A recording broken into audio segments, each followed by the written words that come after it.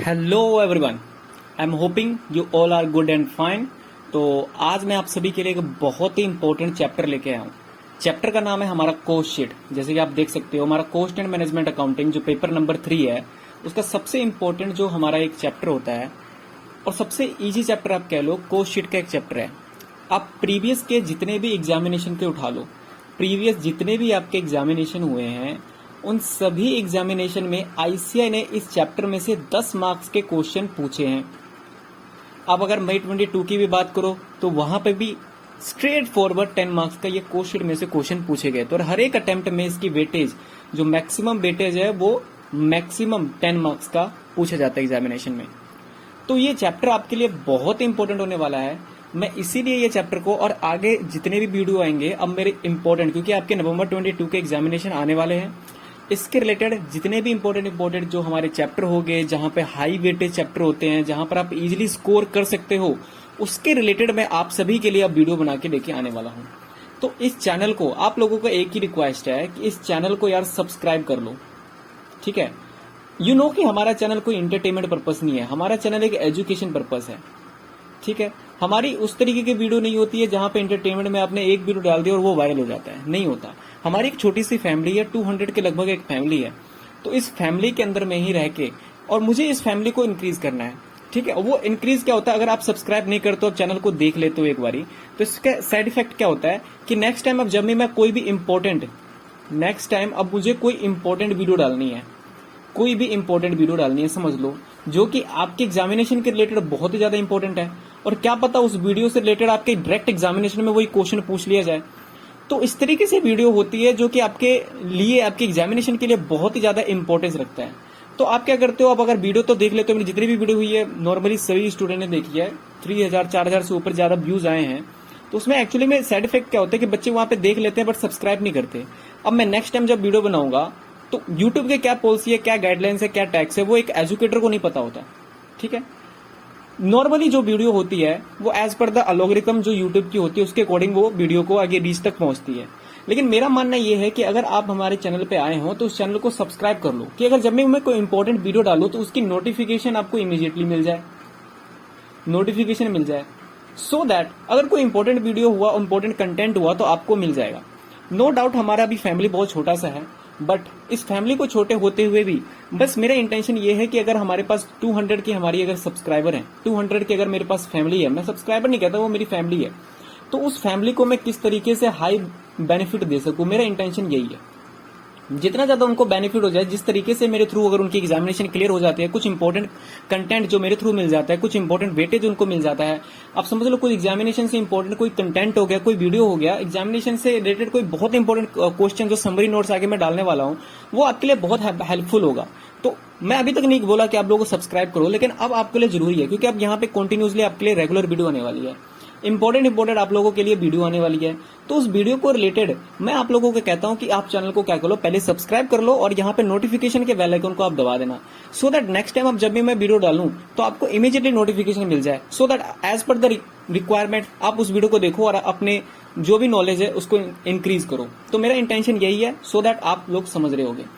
आज का हमारा जो चैप्टर है, आज का हमारा चैप्टर कॉस्ट शीट के ऊपर है। जैसे मैंने आप सभी लोगों को बोला कि कॉस्ट शीट हमारे लिए बहुत ही इंपॉर्टेंट चैप्टर है और बहुत ही इजी चैप्टर है। मैं आप लोगों को करवाऊंगा, आप देखोगे कितना ज्यादा ये इजी चैप्टर है, आपको एक बार में सारी की सारी चीजें क्लियर हो जाएगी। तो इस चैप्टर को स्टार्ट करने से पहले आप लोगों को कुछ बातें समझनी पड़ेगी। मैं एग्जांपल ले लेके आपको बताऊंगा, सो दैट आपकी सारी की सारी चीजें की अंडरस्टैंडिंग होती रहे। मान लो एक एग्जाम्पल लेते हैं, चलो एक एग्जाम्पल लेते हैं। आप सोचो एक टी शर्ट बनती है, तो उस टी शर्ट को बनाने के लिए मुझे आप लोग बनाओ उस टीचर को। अगर मान लो मैंने टी शर्ट को मैन्युफैक्चर करनी है, तो आप लोगों को क्या चीज की रिक्वायरमेंट होगी? आप बोलोगे कि सर इसमें कौन सी बड़ी बात है, एक टी शर्ट बनानी है तो सबसे पहले तो मुझे सर कपड़ा चाहिए, क्लॉथ चाहिए, ठीक है। क्लॉथ चाहिए तो उसके बाद सर हमें ना टेलर भी चाहिए तो एक, ठीक है सर। बिना टेलर के कैसे हम शर्ट को बना लेंगे? सर टेलर को लगाने के बाद हमारे पास सबसे इंपॉर्टेंट कुछ सर खर्चे भी होते हैं, उसके बटन हो गए, छोटे छोटे बटन हो गए, वो भी लगाने होते हैं। सर कैंची होगी, बाकी सारी चीजें भी लगती है ना। तो एक टी शर्ट को बनाने के लिए एक मैन्युफैक्चरिंग कंपनी के लिए क्या होगा, ये क्लॉथ क्या हो गया उसके लिए सर, ये क्लॉथ हो गया उसके लिए रॉ मटेरियल हो गया, रॉ मटेरियल हो गया, कच्चा माल हो गया। ये टेलर, आप अगर ओनर हो और आपने अपने टेलर को हायर किया तो ये आपके लिए टेलर क्या हो गया, लेबर हो गया, लेबर हो गया। और ये बटन आपके लिए कुछ डायरेक्ट एक्सपेंसेस हो गए, कुछ खर्चे छोटे मोटे खर्चे जो कि प्रोडक्शन से हमारे पास रिलेटेड हैं, वो हमारे पास क्या हो गया, डायरेक्ट एक्सपेंसेस हो गए। अब सर आप बहुत इंपॉर्टेंट चीज ये भी भूल गए ना, कुछ मशीनरी भी तो लगी रहती है। Machinery in the sense sir अगर मैं बोलूं तो वहां पे टेलर वाली जो मशीन होती है वो हमको लगाना पड़ेगा। और मैं आपको बताऊं तो सर उस पर इलेक्ट्रिसिटी भी तो आती है सर, इलेक्ट्रिसिटी भी। तो आप देख सकते हो अगर मैं एक टी शर्ट बनाने के लिए जा रहा हूं तो मुझे क्लॉथ भी लग रहा है, मुझे टेलर भी लग रहा है, मुझे बटन भी लग रहा है, मुझे मशीनरी भी लग रही है और साथ में मुझे इलेक्ट्रिसिटी भी लग रही है। अब जो ये इलेक्ट्रिसिटी है बच्चे, ये क्या होता है, इलेक्ट्रिसिटी हमारे लिए क्या माना जाएगा सर, ये इलेक्ट्रिसिटी कोस्टिंग के कंसेप्ट में इसे ओवरहेड कहा जाता है। ओवरहेड क्या है, अभी आप पैनिक मत हो, इसके ऊपर पूरा एक डिटेल चैप्टर है, मैं इसके ऊपर एक डिटेल वीडियो बनाऊंगा। मशीनरी है, मशीनरी के ऊपर अब आपकी डेप्रिसिएशन लगेगी। तो ये सारी की सारी चीजें की इनकॉर्पोरेशन करना कहां पर करेंगे हम एक इस सारी की सारी चीजों की इनकॉर्पोरेशन हमारे कोस्ट के स्टेटमेंट में, कोस्ट शीट में हम करते हैं। तो मुद्दे की बात यह है कि सर आप मुझे बताओ सबसे पहले कि सर कोस्ट शीट एक्चुअल में होता क्या है। चलो थोड़ा सा हम ना अंडरस्टैंड करते हैं कि एक्चुअल में what is the meaning of cost sheet. तो हम कोस्ट शीट और कोस्ट स्टेटमेंट को क्या बोलते हैं, देखो आप लिख सकते हो डेफिनेशन, अगर आपको लिखना हो तो आपके लिए बहुत ही बेनिफिट होगा। अ कोस्ट शीट और cost statement. Sir cost sheet और कोस्ट स्टेटमेंट क्या होता है, एक ऐसा डॉक्यूमेंट होता है, is a document which provides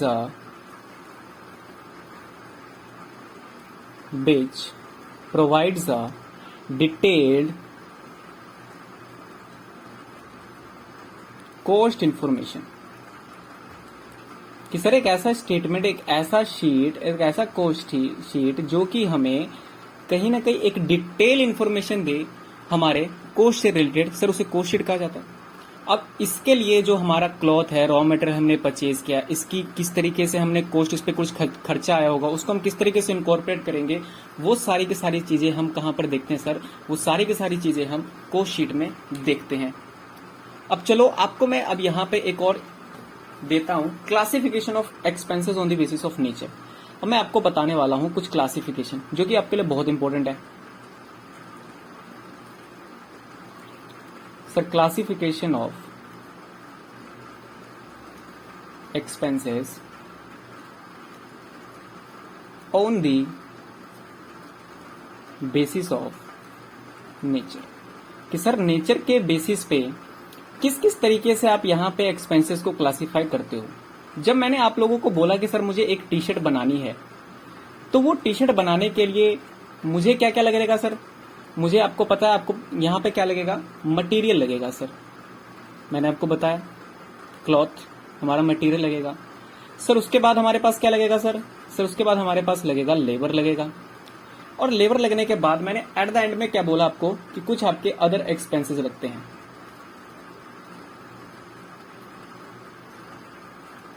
अब सर जो मटेरियल है हमारे पास, ये मटेरियल की अगर मैं बात करूं तो ये सर दो तरीके की होती है।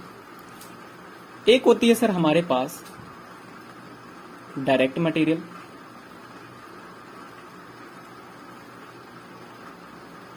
और सर दूसरी कौन सी मटेरियल होगी हमारे पास, सर दूसरी हमारे पास होगी इनडायरेक्ट मटेरियल। दो टाइप की मटेरियल होती है। कौन सी सर, इनडायरेक्ट कौन सी आप कह रहे हो, वेट करो, सारे के सारे एग्जांपल लेके मैं बताऊंगा, डोंट बी पैनिक। लेबर भी सर ना हमारे पास दो टाइप के होते हैं, लेबर भी हमारे पास दो टाइप के होते हैं। एक सर होता है डायरेक्ट, एक होता है सर इनडायरेक्ट लेबर। ठीक है सर, इनडायरेक्ट लेबर हो गया। दूसरा अगर मैं आप लोगों को बताऊं कि सर एक्सपेंसेस कितने तरीके के होते हैं, तो एक्सपेंसेस भी हमारे दो तरीके के होते हैं सर, एक डायरेक्ट, एक होते हैं हमारे इनडायरेक्ट। अब बच्चे जितने भी आपके ये डायरेक्ट के रिलेटेड हैं, पहले मैं डायरेक्ट वाले के ऊपर सर्कल बनाऊंगा।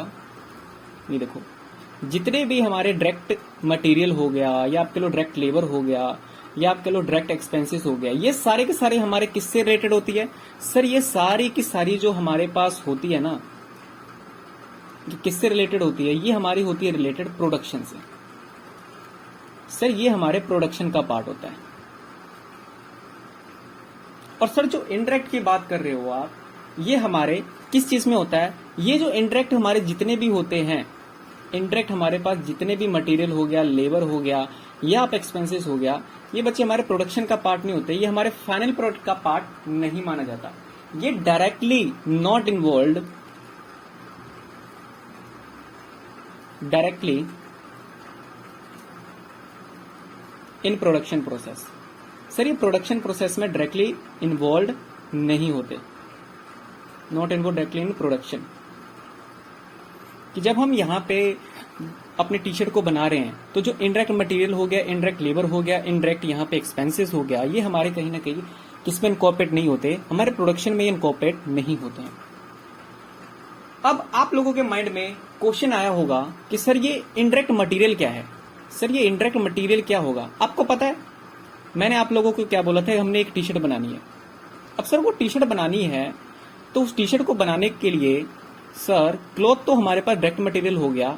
सर वो मशीन को चलाने के लिए हमें कई बार ऑयल भी देना पड़ता है। आप लोगों को पता है ऑयल भी देना पड़ता है। यस, आप लोगों को पता होगा कुछ वहां पे मशीन को साफ करने के लिए क्लीनिंग मटेरियल हमको यूज करना पड़ता है, क्लीनिंग मटेरियल यूज करना पड़ता है। लेकिन अब मुझे बताओ, क्या आप क्लीनिंग मटेरियल हो गया, ऑयल हो गया, क्या टी शर्ट में लगा के देते हो कस्टमर को? नहीं देते हो सर।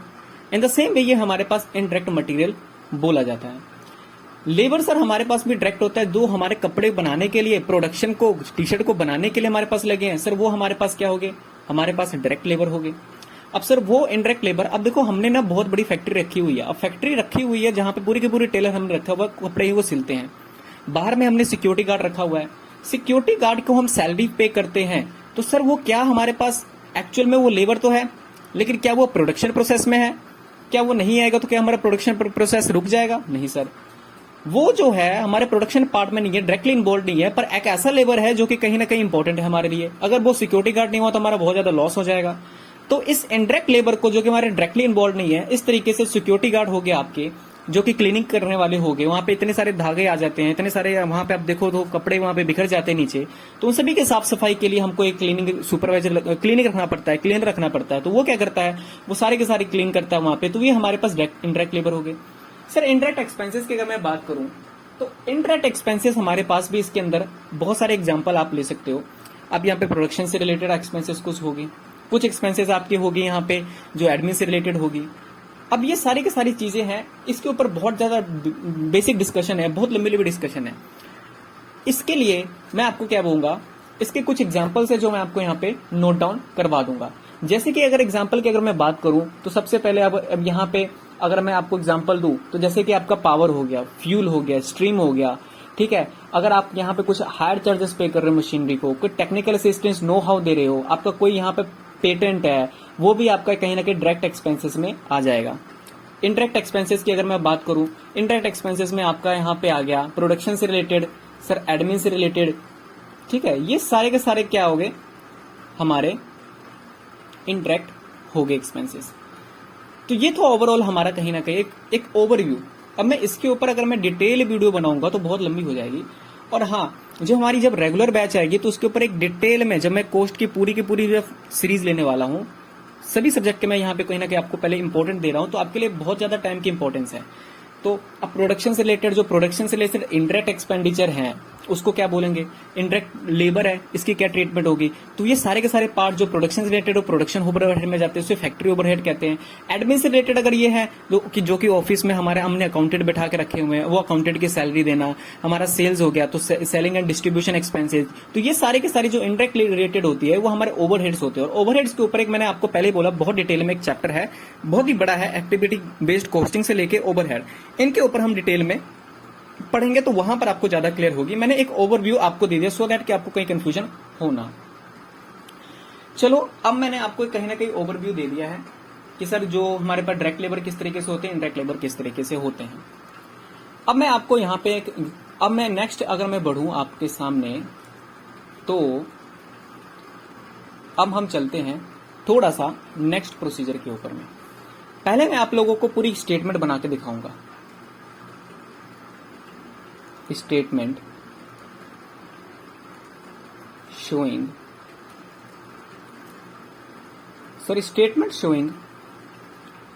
cost sheet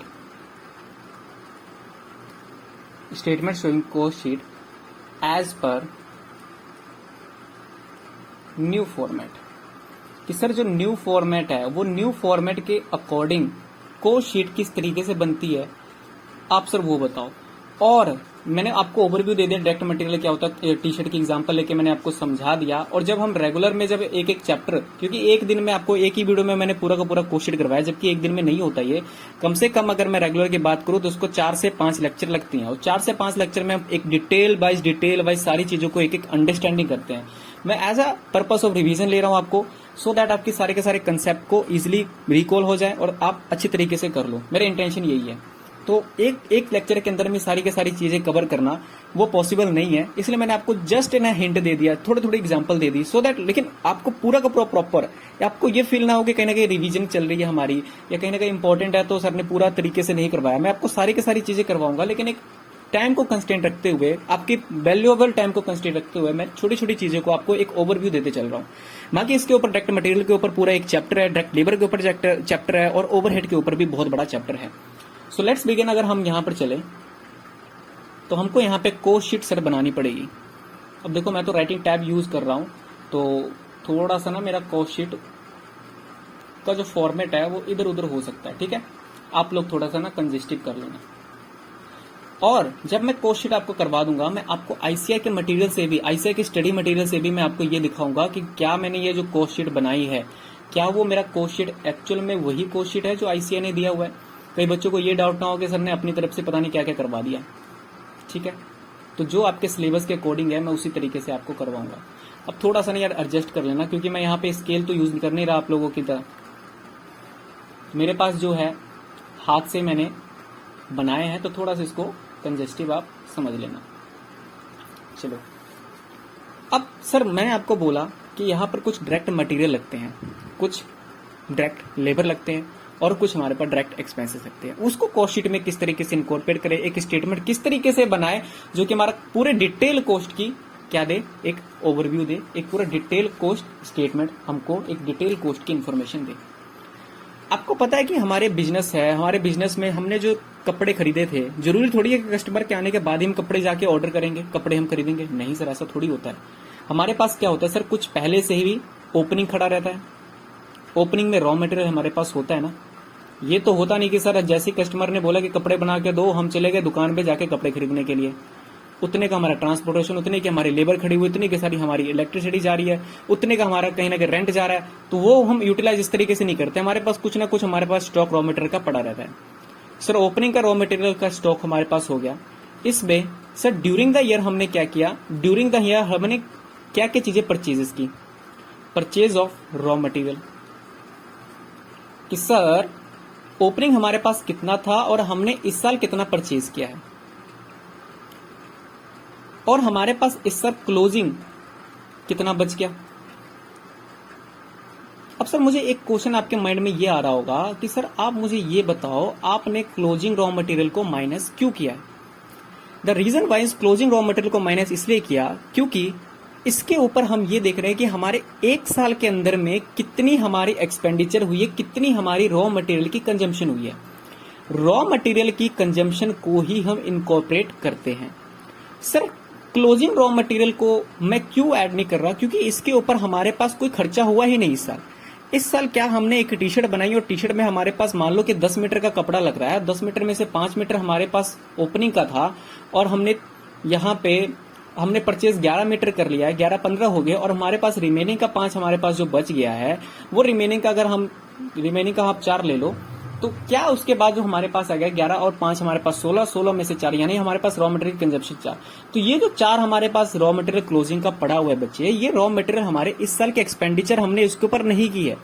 इस साल के एक्सपेंडिचर, इस साल के हमारे जो टी शर्ट बन रही है उसके ऊपर हमने एक्सपेंडिचर नहीं किया है, तो इसको हम यहाँ पर नहीं इनकॉर्पोरेट करेंगे। हमने तो सर इस साल में जो जो हमारे कपड़े बने हैं, जिसके ऊपर हमारी परचेज हुई है, जिसके ऊपर एक्चुअल हमने कपड़ों के ऊपर खर्चा किया है, क्लोजिंग रॉ मटेरियल के ऊपर हमने इस साल के ऊपर हम इसके खर्चे को इनकॉर्पोरेट नहीं करेंगे। द रीजन वाइज इस साल क्यों नहीं करेंगे, क्योंकि इसके ऊपर हमारे जो कपड़ा बना है, हमारा टी शर्ट बना है, उसके ऊपर ये वाला रॉ मटेरियल हमारा क्लोजिंग का लगा ही नहीं है।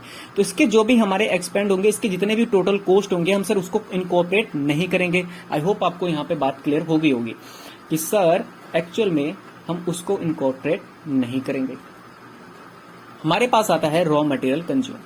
रॉ मटेरियल कंज्यूम के बाद नेक्स्ट जो हमारे पास होगा दैट इज डायरेक्ट लेबर। जैसे कि मैंने आपको बोला, वो टेलर की सैलरी। अब लेबर हमारे पास काम करेगा, इन शॉर्ट वो कहीं ना कहीं हमसे सैलरी भी लेगा ही लेगा। तो हमारे पास डायरेक्ट लेबर की कितनी सैलरी होगी, उसके बाद हमारे कुछ डायरेक्ट एक्सपेंसेस जो मैंने आप लोगों को एग्जाम्पल देके बताया था कि डायरेक्ट एक्सपेंसेस कौन कौन से होंगे, क्लीनिंग मटेरियल हो गए, हमारे ऑयल हो गए, तो ये सारी की सारी हमारे पास आ गई। ये डायरेक्ट, ये हमारे प्रोडक्शन से रिलेटेड हो और ये हमारी सबसे प्रमुख कॉस्ट मानी जाती है, that is known as prime cost. Sir ये हमारे पास इस सभी को नॉन में क्या कहा जाता है, सर ये प्राइम कॉस्ट इन सभी को कहा जाता है। ये हमारे पास प्राइम कॉस्ट बन के आ गई। मैं आप लोगों को यहाँ पे दिखा भी देता हूँ। ये हमारे पास कुछ ओपनिंग होगा, कुछ हमने परचेज किया, कुछ हमारे पास क्लोजिंग, ये हमारे पास डायरेक्ट मटेरियल आ गया, direct material, direct labour, direct expenses, and ये हमारे पास प्राइम कॉस्ट आ गई। नेक्स्ट अगर हम देखें, अब हम बात करते हैं आगे। अब हमारे पास कुछ ओवरहेड्स होते हैं। ओवरहेड्स, सर ओवरहेड्स की अगर हम बात करें तो सर ओवरहेड की अगर मैं बात करूं तो यहां पे उसके बाद हमारे पास क्या आता है, फैक्ट्री के ओवरहेड।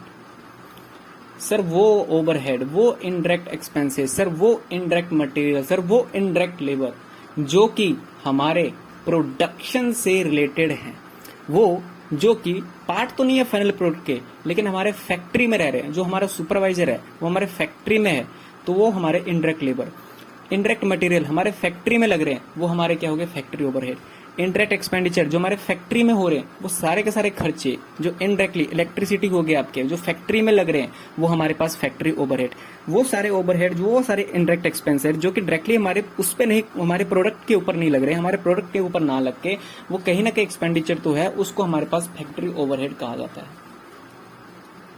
फैक्ट्री ओवरहेड को हम जब ऐड कर लेते हैं प्राइम कॉस्ट में, तो हमारे पास जो आता है उसको हम बोलते हैं gross factory cost. Sir gross factory cost, gross factory cost भी कहा जाता है, और इसको यहां पे हम वर्क्स कॉस्ट भी कहते हैं, वर्क्स कॉस्ट भी कहते हैं। ये हमारे पास आ गया। द नेक्स्ट, अब यहां पर भी हमारे इस साल के इनकॉर्पोरेशन, हमने इस साल जितने हमारे पास हुआ, अब आपको भी पता है कि कुछ प्रोडक्ट हमारे पास ओपनिंग के बने बनाए होंगे, आधे अधूरे, जो पिछले साल क्लोजिंग में 31 मार्च तक वो फिनिश गुड्स में कन्वर्ट नहीं होंगे, वो गुड्स हमारे पास इस साल वो क्या होंगे, इस साल बनेंगे। 31 मार्च तक आप सोचो हमारे पास कुछ अभी पूरे कंप्लीटली नहीं बने, एक टी शर्ट हमारा प्रॉपर वे में नहीं बना, वो अभी आधा अधूरा टी शर्ट बने, उसकी बटनें लगनी बाकी है या उसके कॉलर अभी लगने बाकी है, तो वो हमारे जो टी शर्ट होते हैं वो हमारे वर्क इन प्रोग्रेस में होते हैं। तो ओपनिंग स्टॉक ऑफ WIP, इस साल वो बनने वाले गुड्स है, इस साल के हमारे गुड्स बनेंगे, तो हमने क्या बोला कि इस साल के स्टॉक जो हमारे पास बनेंगे वो उसको हम ऐड करेंगे। एंड क्लोजिंग, जो हमारे पास क्लोजिंग स्टॉक ऑफ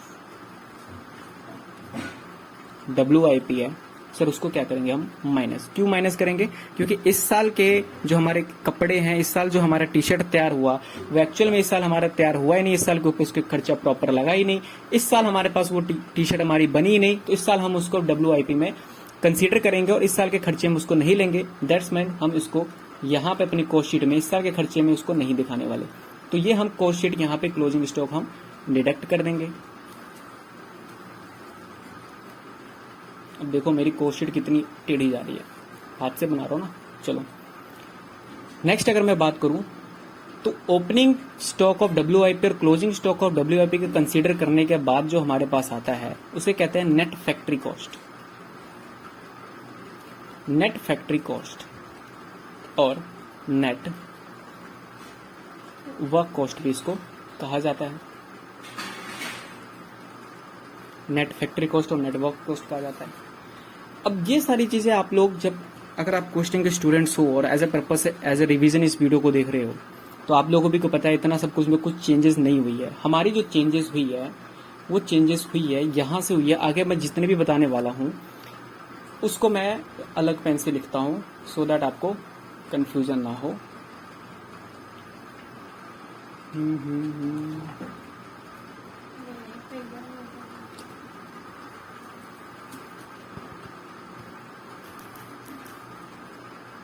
हाँ, तो अब हमारे पास जो मैंने आपको बोला कि अब जो हमारे पास आने वाली है वो जितने के जितने आगे मैं आइटम बताने वाला हूँ ये हमारे न्यू कॉस्ट, जो ओल्ड कॉस्ट थी और जो हमारे न्यू अमेंडमेंट होके आई है इसमें ज्यादा कुछ फर्क नहीं है।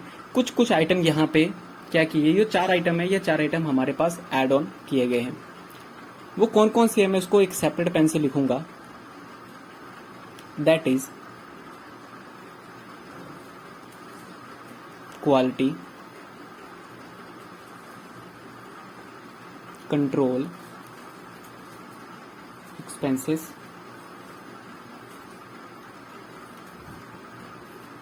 और सर क्वालिटी कंट्रोल एक्सपेंसेस हो गए आपके research and development. Research and development के आपके कुछ एक्सपेंडिचर हो गए, आपके कुछ एक्सपेंसेस ऑफ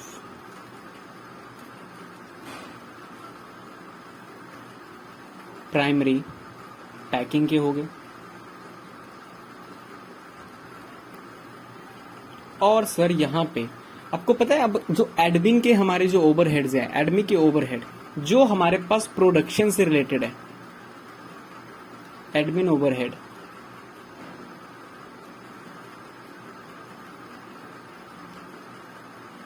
रिलेटेड टू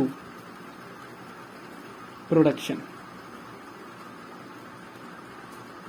ये हमारे पास किस में जाएगा, हमारे पास नेट फैक्ट्री कॉस्ट में ये 4 आइटम ऐड हुई है। और ये 4 आइटम ही न्यू हमारे अमेंडमेंट, जो न्यू हमारे कॉस्ट शीट के फॉर्मेट में, हमारी जो ओल्ड कॉस्ट शीट की फॉर्मेट थी उसमें ये 4 आइटम को ऐड करके उसे न्यू कॉस्ट शीट का फॉर्मेट बनाया गया।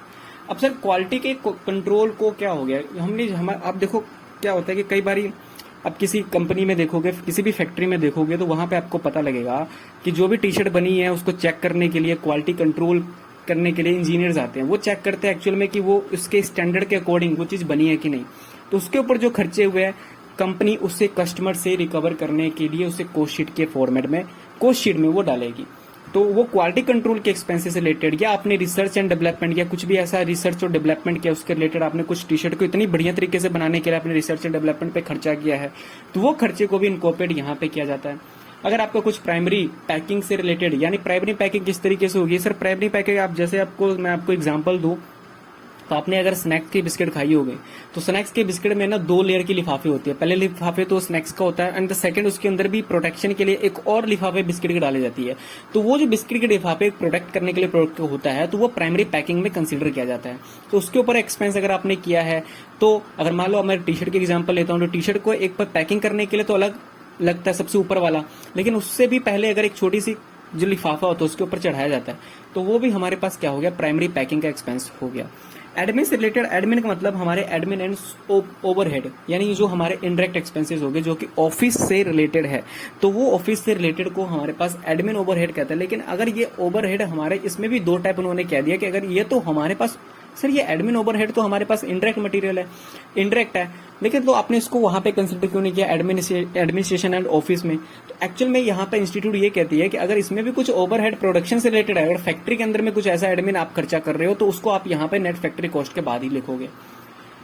और सर यहाँ पे क्या होगा, एक चीज आपका माइनस होगा, सेल ऑफ स्क्रैप। अब मान लो कुछ स्क्रैप की चीजें बच गई, अब उसको बेचा आपने, कुछ कतरन बच गए, ठीक है, टी शर्ट बनने के बाद उसको बेचने पे आपको कुछ वो प्रॉफिट हो रहा है, तो वो तो एक्सपेंड, वो आपका इनकम हो रही है ना, तो उसको कॉस्ट में थोड़ी कंसिडर करोगे, तो उसको यहाँ पे उस इनकम को आपको यहाँ पे डिडक्ट करना पड़ेगा। तो ये हमारे पास ओवरऑल यही चेंजेस को अलग बनाती है ओल्ड कॉस्ट शीट। अब सर इसको याद कैसे करें? इसको मैं याद करने के लिए आपको एक ट्रिकी एग्जांपल देता हूँ। मेरे डॉग का नाम ओरियो है, या आपने ओरियो बिस्कुट खाई होगी। ओरियो बिस्कुट सभी ने खाया होगा ना, आप सभी ने ओरियो बिस्कुट खाया होगा। बस इसको याद करने का यही तरीका है। अब जब भी ये चार आपको न्यू अमेंडमेंट आपने कोस्ट शीट में याद करना है, आपको ये ओरियो बिस्किट या मेरा ओरियो डॉग है उसको याद करना पड़ेगा। लेकिन यहाँ पे ओ नहीं है सर, ओ को मैं यहाँ पे क्यों बना रहा हूँ? ओ की जगह आप इसे कोरियो बना लो, ठीक है। क्यों से हमारा क्वालिटी कंट्रोल आ गया, आर से हमारा रिसर्च एंड डेवलपमेंट आ गया, ई से हमारा एक्सपेंशन प्राइमरी लोडिंग आ गया, ए से हमारा एडमिनिस्ट्रेशन रिलेटेड टू प्रोडक्शन आ गया, एंड सर एस से क्या होगा? एस से तो हमने बताया ही नहीं।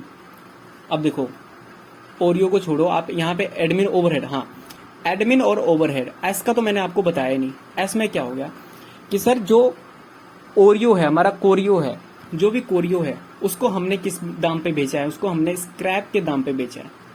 स्क्रैप पे हमने क्या कर दी सर? उसको सेल कर दिया। तो वो स्क्रैप सेल हमारे पास क्या जाएगा? ये वाली चीजें आ जाएगी। तो ये आप मेमोनिक है, मिनोमिक है, इसको आप जिस तरीके से याद करो, मैंने आपको बता दिया कि अगर आप बिस्किट के एग्जाम्पल ले सकते हो, क्योंकि कोरियो को हमने स्क्रैप के रेट पे हमने बेचा है। ये सारी अगर चीजों को हम इनकॉर्पोरेट कर लें तो अब हमारे पास जो आएगा उसको क्या बोलेंगे? उसको हम यहाँ पर कॉस्ट ऑफ प्रोडक्शन बोलेंगे, कॉस्ट ऑफ प्रोडक्शन बोलेंगे। अब सर जो ये हमारा कॉस्ट ऑफ प्रोडक्शन होगा, अब ये कि एक गुड्स को प्रोड्यूस करने के लिए हमें कितनी कॉस्ट आ रही है। अब आपको भी पता है सर, कुछ टी शर्ट बनी बनाई हमारी क्या होगी? ओपनिंग में खड़ी होगी, जो कि इस साल बिकने वाली है। इस साल उसके खर्चों को इनकॉर्पोरेट करेंगे, आपको पता है। और जो हमारे पास क्लोजिंग है, इस साल हमारी बिकेगी नहीं, तो इस साल उसके खर्चे को इनकॉर्पोरेट करने की कॉस्ट शीट में जरूरत नहीं है। तो जो हमारे पास ओपनिंग के सर, जो हमारे पास opening stock of finish goods है, उसको सर हम ऐड ऑन कर देंगे। और जो हमारे पास closing stock of finish goods है, उसको हम यहाँ पे माइनस कर देंगे। तो जो हमारे पास आएगा, वो जो कॉस्ट आएगी, उस कॉस्ट को हम क्या बोलेंगे? सर जो हमारे पास ये कॉस्ट आएगी, उस कॉस्ट को हम क्या बोलते हैं? Cost of sales, cost of goods sold, cost of goods sold बोलते हैं। कि सर एक गुड्स को सेल करने तक हमारे पास उसकी कॉस्ट कितनी आई है, इसके ऊपर हम अब क्या करेंगे? सर हमारे पास इसके ऊपर आएगा अब सेलिंग से रिलेटेड, कि अब हम हमारे पास फाइनल प्रोडक्ट और फाइनल गुड्स हमारा तैयार हो चुका है, ठीक है। अब जो हमारे पास फाइनल गुड्स तैयार हो चुका है, इसको बेचने के लिए कितने खर्चे आ रहे हैं? हम सेल्स मैनेजर को अपॉइंट करेंगे, सेल्समैन को अपॉइंट करेंगे। तो इसके लिए सर हमारे पास जो भी सेलिंग के एक्सपेंसेस होंगे, सेलिंग के एक्सपेंसेस या सेलिंग के ओवरहेड कह लो आप, ओवरहेड। अब ये हमारे प्रोडक्शन से रिलेटेड नहीं है, पार्ट ऑफ प्रोडक्शन भी नहीं है सेल्स में हमारे, लेकिन उसको हम सैलरी पे कर रहे हैं। तो जो भी हम यहाँ पे इंटरेक्ट दे रहे हैं कंपनी का कॉस्ट, तो वो कंपनी कॉस्ट कहाँ से रिकवर करेगी? वो अपने कस्टमर से रिकवर करती है। तो जो कॉस्ट ऑफ सेल्स है, selling cost of sales, cost of goods sold में हम सेलिंग एक्सपेंस को ऐड करेंगे। इसके अंदर हम ऐड करेंगे सर एडमिनिस्ट्रेशन ओवरहेड।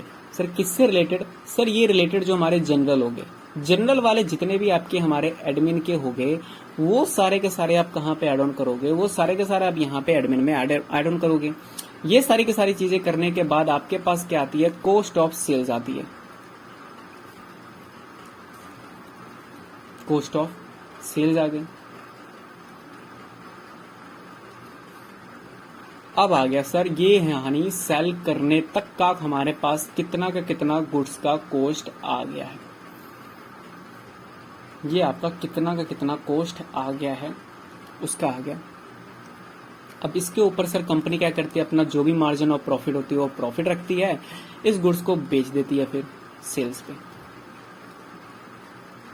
तो ये था आपका ओवरऑल, कहीं ना कहीं overall all the format of new format of cost sheet. ये ओवरऑल ऑल आपका कोस्ट शीट का फॉर्मेट था।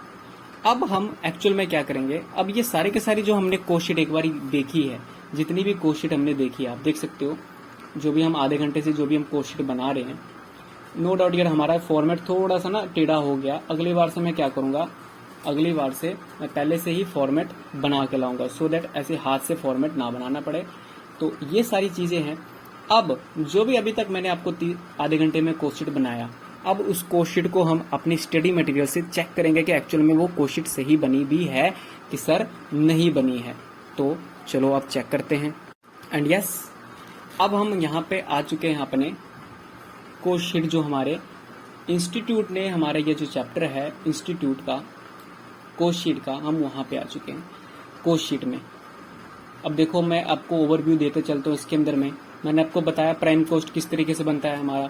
सर प्राइम कॉस्ट हमारे पास बनेगा सर डायरेक्ट मटेरियल कॉस्ट से, हमारे पास एम्प्लॉय की कितनी कॉस्ट है, हमारे पास एक्सपेंस कितना है, तो हमारे पास प्राइम कॉस्ट है, यानी जो प्रोडक्शन से पार्ट है डायरेक्टली इन्वॉल्व है प्रोडक्शन प्रोसेस में, वो सारे के सारे हमारे पास आ जाएगा। अब आपको मैंने क्या बोला कि सर ये चेक करते चलो। अब जो भी मैंने अभी तक आपको कराया, हमने सिर्फ और सिर्फ हमारे स्टडी का पैटर्न ही यही होता है कि मैं पहले बच्चों को पढ़ाता हूँ, उसके बाद उनको चेक करवाता हूँ कि जो आपने बोला, जो मैंने आपको पढ़ाया, क्या वो एज इट इज मैच हो रही है आपके इंस्टीट्यूट के स्टडी मैट से। तो आपको ये देखो हमारे पास कुछ ओपनिंग का पड़ा हुआ है, कुछ यहाँ पे हमने एडिशन किया है, और कुछ हमारे पास जो क्लोजिंग इस साल का नहीं है जिसके ऊपर हमने खर्चा किया वो अगले साल हम इनकॉर्पोरेट करेंगे, वो आ गया। और इसके साथ हमारे पास क्या आ जाएगा, डायरेक्ट मटेरियल कंज्यूमर आ जाएगा, ये कंज्यूम्ड आ गया। अब यहाँ पर कुछ पॉइंट्स है जो कि मैंने बोला था आपको यहाँ पे कि हम इसको साथ में यहीं पे इनकॉर्पोरेट करेंगे। सर यहाँ पे कॉस्ट ऑफ मटेरियल, मटेरियल को खर्चा परचेज करने तक, कंज्यूम करने तक हमें जितने भी कॉस्ट है वो लेंगे। सर इसके अंदर फ्रेट भी पे करते हैं ना, वो भी हम लेते हैं। सर इंश्योरेंस भी हम कई बार पे करते हैं, तो वो भी। ये क्वेश्चन ट्रिकी है। अब इसके ऊपर जो इंस्टीट्यूट होती है मोस्टली एजुकेटर नहीं करवाते, मोस्टली डायरेक्ट मटेरियल कंज्यूम निकाल देते हैं, उसके बाद बाकी चीजें भी तो करवानी पड़ती है। जो इंस्टीट्यूट होती है इनके ऊपर क्वेश्चन पूछ लेती है। हमने ट्रेड डिस्काउंट लिया तो वो ट्रेड डिस्काउंट आपको डिडक्ट करना पड़ेगा, ड्यूटीज एंड टैक्सेस। अब यहाँ पर जो आईटीसी है, आईटीसी पे अगर सर कई बार क्वेश्चन क्या आता है ना कि आईटीसी भी अवेलेबल होता है, जीएसटी 18% आपने पे किया है, तो क्या मुझे बताओ क्या वो 18% आपके लिए कॉस्ट होगा, मुझे ये बताओ। सर एक्चुअल में कॉस्ट नहीं होता है। क्यों नहीं होता है? क्योंकि वो जो आईटीसी होती है वो आप किससे सेट ऑफ कर लेते हो, वो जो आईटीसी है आप सेट ऑफ कर लेते हो अपने सेल्स के आउटपुट सीजीएसटी या एसजीएसटी, जो भी आपका आउटपुट टैक्स है, सीजीएसटी है, उसके साथ आप सेट ऑफ कर लेते हो। तो एक्चुअल में वो आपके लिए एक्सपेंडिचर नहीं माना जाता, वो आपके लिए एसेट होता है। तो इसलिए हम यहाँ पे जितने भी ड्यूटीज है, और ये बहुत इंपॉर्टेंट पॉइंट है, ये ई पॉइंट को आप मार्क कर लो, एग्जामिनेशन में पिछले बार भी आया था ये। और अगर हम बात करें डायरेक्ट एम्प्लॉय, डायरेक्ट एम्प्लॉय से हमारे पास उनको बेजेस हमने दिया, अलाउंस दिया, हमने कुछ पेमेंट किया है, इंसेंटिव, कुछ बोनस दिया है, तो वो भी हमारे पास आएगा। डायरेक्ट एक्सपेंसेस जैसे कि मैं आपको बताया कि रॉयल्टी पे, hire charges, fees for technical assistance, amortise आ गया, कॉस्ट ऑफ प्रोडक्ट आ गया, अदर प्रोसेस, अदर एक्सपेंसेस भी आपके सारे आ जाते हैं। अब ये देखो cost of production, prime cost, इसमें ओपनिंग हमने ऐड करवाया था, मैंने आपको क्लोजिंग माइनस करवाया था, फिर उसके बाद क्वालिटी कंट्रोल। अब हाँ, ये आपके कॉस्ट ऑफ प्रोडक्शन से रिलेटेड एक्सपेंडिचर है, देख लो। एडमिन जो ऑफिस से रिलेटेड होते हैं, रिसर्च एंड डेवलपमेंट, आपके कॉस्ट, क्वालिटी, ये सारी इसकी एक्सप्लेनेशन आप पढ़ लेना, जो मैंने आपको बता भी दिया है। अब चलो हम डायरेक्ट चलते हैं कॉस्ट शीट के फॉर्मेट पे। कॉस्ट शीट की प्रेजेंटेशन किस तरीके से होगी, सबसे पहले direct material consume. Direct material consume निकालने के लिए हमको क्या करना पड़ेगा, सर जैसे मैंने आपको बताया कि ओपनिंग स्टॉक को ऐड, ओपनिंग स्टॉक हमारे पास पिछले साल का कुछ होगा, क्लोजिंग इस साल ओपनिंग होगा, हमने कुछ परचेज किया होगा, उसमें से हम माइनस करेंगे, हमारे पास क्या आएगा सर, हमारे पास आएगा हमारा कंजम्पशन। कंजम्पशन के बाद हमारे पास कुछ यहाँ पे डायरेक्ट एम्प्लॉय होंगे, उसके खर्चे, कुछ हमारे डायरेक्ट एक्सपेंसेस, सर उससे हमारे पास क्या आएगा, प्राइम कॉस्ट आएगा। प्राइम कॉस्ट के बाद सर हमारे पास कुछ फैक्ट्री ओवरहेड होते हैं जो रिलेटेड टू इनडायरेक्ट एक्सपेंसेस होते हैं, वो हमारे पास आ जाएंगे। सर यही करने के बाद हमारे पास क्या आ जाएगा सर, ग्रॉस, जो कि मैंने आपको बताया। फिर हमारे पास WIP आएगा, क्लोजिंग हमने माइनस करना है। फिर हमारे पास क्या आ जाएगा सर, वर्क्स, फैक्ट्री कॉस्ट आ जाएगा हमारे पास। अब जो हमारे पास न्यू फॉर्मेट और ओल्ड फॉर्मेट को जो अलग करता है, वो 4 आइटम हमारे पास, वो हमारे पास ये 5 आइटम हमारे पास आएगी।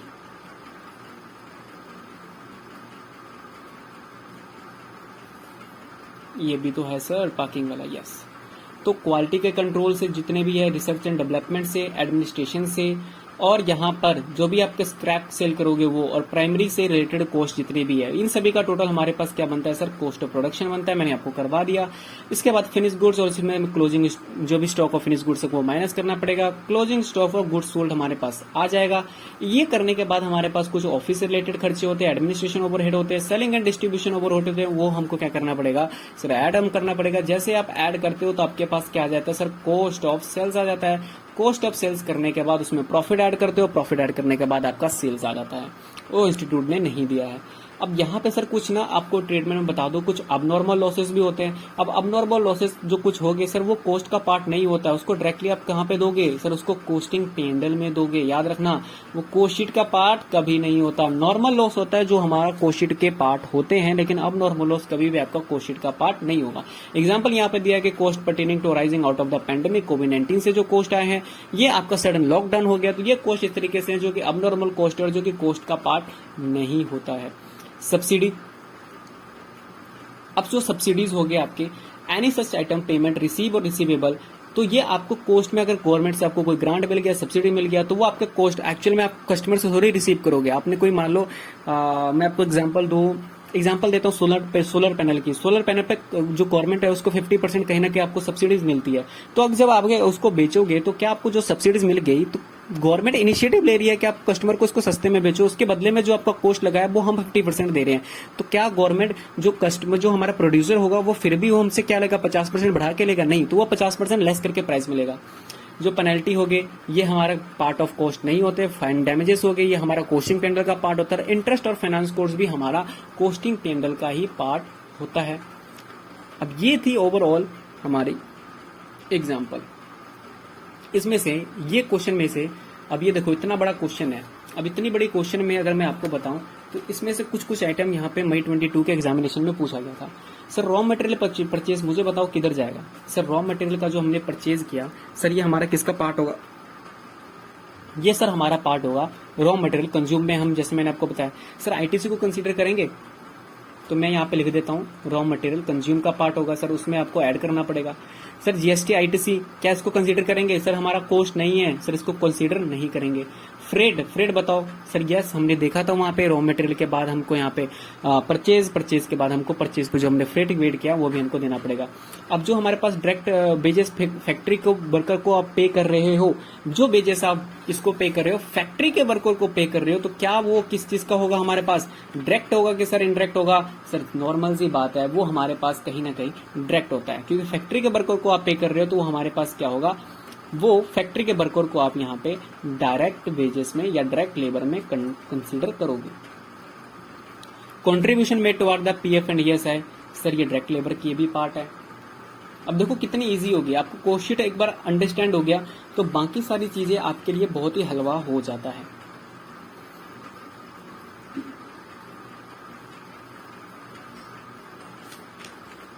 अब नेक्स्ट अगर मैं देखूं, सर हमारे पास प्रोडक्शन बोनस है, सर ये भी आप डायरेक्ट लेबर में ऐड करोगे। सर आपने रॉयल्टी पे किया, अब रॉयल्टी कहाँ पर जाएगा? सर मैंने आपको बताया था डायरेक्ट एक्सपेंस में जाएगा।